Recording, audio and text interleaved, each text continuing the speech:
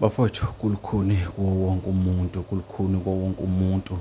U-Ali Mgube odume kakhulu la endimeni kaMaskandi udlulise nanga amazwi ewabhekisa kakhulu-ke emndenini-ke laphana-ke wakwaDlamini-ke khona-ke kubo kaSicebi inkosi yaMagcokama-ke laphana-ke waphinde waveza nokunye okungaziwa ebekade-ke ekuhlelile nenkosi yaMagcokama-ke laphana-ke.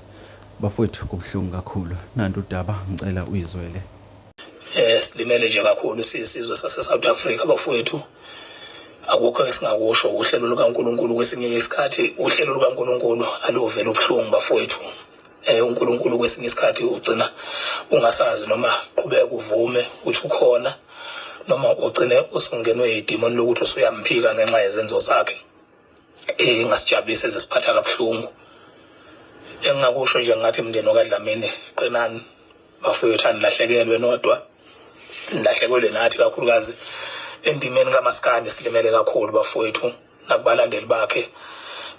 Umfana inkosi yaMagcokama ngithi bafowethu Dudu qinani bafowethu. uNkulunkulu yena owaziyo.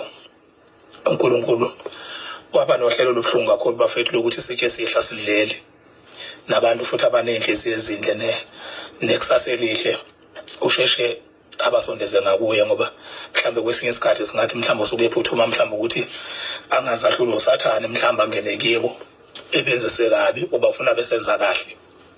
Ngakho-ke bafowethu ngalamazwi ngithi nje bafowethu Dudu emndenini wakaDlamini nakubalandeli benkosi yaMagcokama nakimi uqobo, ngoba nami ngilimele kakhulu. Ngiyafisa nami ukududuzeka ngibe neshwa-ke mina inkosi yaMagcokama kunomsebenzi osesidudu nje engwenze nayo ingoma nje eziwu-2 engisenze nenkosi yaMagcokama.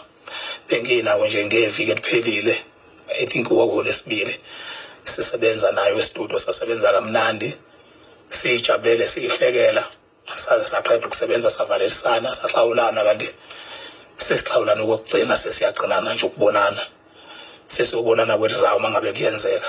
Ngithi lala uphumule mvokadlamini, uNkulunkulu abe nawe namathunga akini abe nawe, akuhole uhambini osuthe wathatha. Uhambe kahle mfowethu, sohleze sikukhumbula ngemisebenzi yakhe emihle. Siyathemba mfowethu ukuthi nathi mhla lufikile lethu usuku siyophinda futhi sibonane. Phumula qhawe, siyohlala sikuhlanda.